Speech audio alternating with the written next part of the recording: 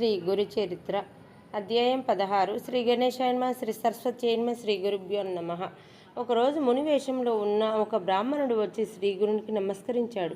ఆయన తన గురువు పట్ల విముఖుడై విడిచి వచ్చినందున శ్రీ గురుడు అతనికి ఉత్తమ గురుభక్తుల కథలు ఇలా చెప్పారు. పూర్వం దౌమ్యుడు అనే మునికి అరుణుడు, వైదుడు, ఉపమన్యువు అని ముగ్గురు శిష్యులు ఉండేవారు. ఒకసారి గురువు అరుణుని పిలిచి పొలానికి నీరు పెట్టమన్నారు. అయితే పంట కాలువకు గండిపడి పొలంలో నీరు ఎక్కలేదు. ఏం చేసినా గండి పొడకపోయేసరికి అరుణుడు తానే ఆ నీటి ప్రవాహానికి అడ్డుగా పడుకొని పొలమంతా నీరు నిండేలా చేశాడు. సంగతంతా తెలిసి దౌమ్యుడు శిష్యుణ్ణి ఆశీర్వదించి సకల విద్యలు ప్రసాదించారు. దౌమ్యుడు మరొకసారి వైదుడు అనే శిష్యుణ్ణి పిలిచి పొలంలో పండిన ధాన్యాన్ని కోసి పంట ఇంటికి చేర్చమని బండి ఒక దున్నపోతును మాత్రం ఇచ్చాడు. వైదుడు పొలంలో ధాన్యం సిద్ధం చేసి బస్తాలు బండి మీద వేసి కాడికి ఒకవైపు దున్నపోతును కట్టి మరొక వైపు తాను కాడిని మెడకు తగిలించుకొని లాగాడు.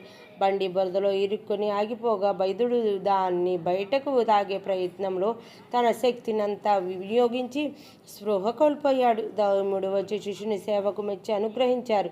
మూడవ శిష్యుడైన ఉపమన్యువును దౌమ్యుడు గోవులను కాయమని అడవికి పంపాడు. ఉపమన్యువు భిక్ష చేసుకుని తింటూ గోవుల్ని కాచాడు. గురువు ఆ భిక్షాన్నం కూడా తనకే ఇవ్వమన్నాడు. అలాగే చేసి ఉపమన్యువు ఆవు పాలు తాగేవాడు. గురువు అది కూడా నిషేధించాడు.